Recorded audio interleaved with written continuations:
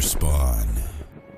As an Easter special, VGM presents your top 5 film and video game characters who you want to see resurrected.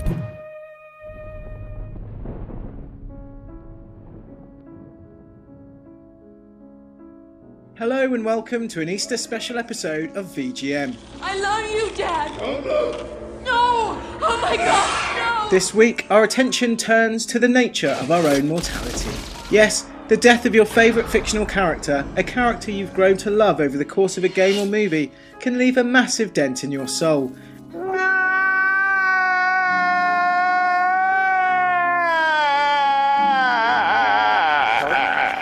How amazing would it be if there was some way we could bring them all back? Well, for the sakes of this argument, we pretended that we can. And now, we present to you VGM's top 5 characters that should be brought back from the dead. Like Jesus. And there's the Easter connection. Well, you found me. Congratulations. Was it worth it? Because despite your violent behavior, the only thing you've managed to break so far is my heart. Maybe it's this sexy non-gender specific voice. Maybe it's because we like being told what to do. Or maybe it's just some twisted form of Stockholm Syndrome. Whatever it is, we here at VGM were a little bit crestfallen when we finally destroyed Portal's conniving supercomputer, GLaDOS. Sure, it put us through hell, having us literally jump through hoops like a bipedal guinea pig, and yeah, it made us destroy our one and only friend, the companion cube, but in the end, it was only doing what it was programmed to do. Unfortunately, pushing a human test subject to the point of madness by putting it through a series of mind-splintering puzzles and then rewarding them with a swift and painless fiery death seemed to be the top of that program's to-do list.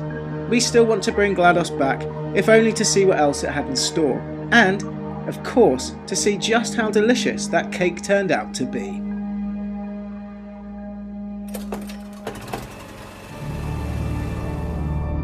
Not only did Alan Moore's landmark comic series completely revolutionise the way superheroes were portrayed from the 80s onwards, but Rorschach might just be the most twisted good guy ever drawn. None of you seem to understand. I'm not locked in here with you. That's it! You're locked in here with me! Even the film adaptation refused to tone down the character, resulting in a severely unhinged sociopath vigilante intent on delivering to everyone who stood in his way his own beaty brand of costume justice. Even if it means the annihilation of the entire human race. This guy makes Batman look like some posh ponce in tights with daddy issues, and we're willing to bet if he ever came up against the Joker, the Clown Prince of Gotham would soil his purple pantaloons and settle for a nice job selling insurance to OAPs. My fish! Give me back my fish! It's a damn shame he gets atomised at the end of Watchmen. As if ever there was an opportunity to launch a spin-off series, Rorschach should have been your man. Just imagine the carnage. At number 3, it's Darth Vader. And when we say Darth Vader, we mean Darth Vader, not Anakin Skywalker, and not his tastefully decorated apartment on Coruscant. We want the Dark Lord of the Sith that blows up stuff for a laugh. The heavy-breathing giant of a man who encases his enemies in carbonite. The pith-helmeted god of sci-fi that inspired a generation of children to do this. Don't pretend you didn't do it. Now, why do we want him back? Because somebody has to settle that score with the friggin' Ewoks. Hey! Oh, stop it! Oh, and you need an Ewok to do your party tricks too. Narrowly missing out on that reincarnation bonus, we've got arguably Rockstar's finest creation, John Marston. Not only was he the fastest gun in the West, but the dealer in the metaphysical card game that is Red Dead Redemption persistently handed him the worst hand you could possibly imagine, and John Marston always decided to sod playing cards and shoot everything in sight. No whining, just shooting. But he was more than just a gun for hire. This man was out to rescue his family and his way of life. When things went wrong, he suffered with a smile and a witty quip. Fuck off, boyo! This don't concern you! When a man with a sing-song voice tells me to fuck off, it always concerns me, boyo. Then finally, when it's finished and you've beaten the bad guys, you're back on the farm with your wife and kid with nothing to do but tend to the land. Then a posse turns up, rips the rug out from under your feet and turns your retirement into a bullet-riddled dirt nap. Why do we want him back? Because we didn't spend over 40 hours of our lives playing as the baddest cowboy in the West to then get lumbered with his acne-scarred excuse for a son for the remainder of the game. If it was a choice between letting John die or Little Jack Jr., we'd say Little Jack Jr. every time. Everybody look out!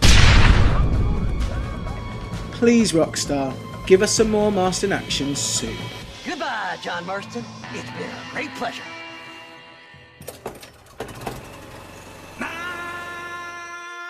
We put this poll to the public vote.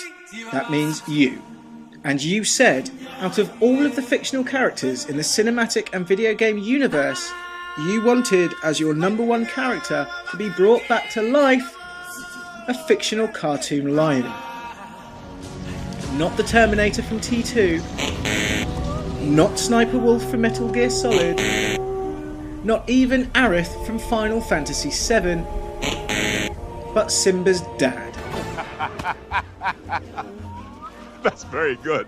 Still, maybe you've got a point. There was something slightly disturbing about watching a young lion desperately trying to wake up his poor trampled dead old man.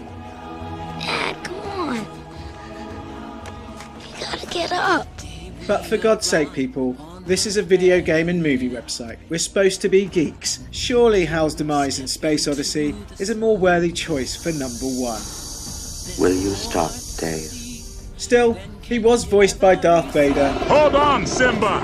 And it would have been satisfying watching him wipe the floor with that pesky hyena lover Scar. Long live the king.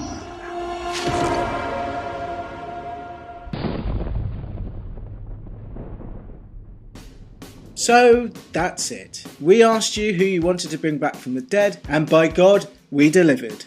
Well, we made a short episode listing them in reverse order. But until necromancy becomes eligible for a government grant, we're afraid it's what you're stuck with.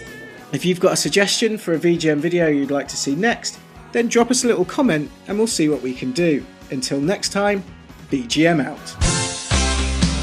Next week, VGM Retro Review takes a humorous look back at classics of film and some not-so-classic video game tie-ins. From hula-hooping psychopaths, workmen carrying plate glass windows, and the fat Freddie Mercury lookalike in the ill-fitting pink vest, it's no wonder Marty is desperate to get back to 1985.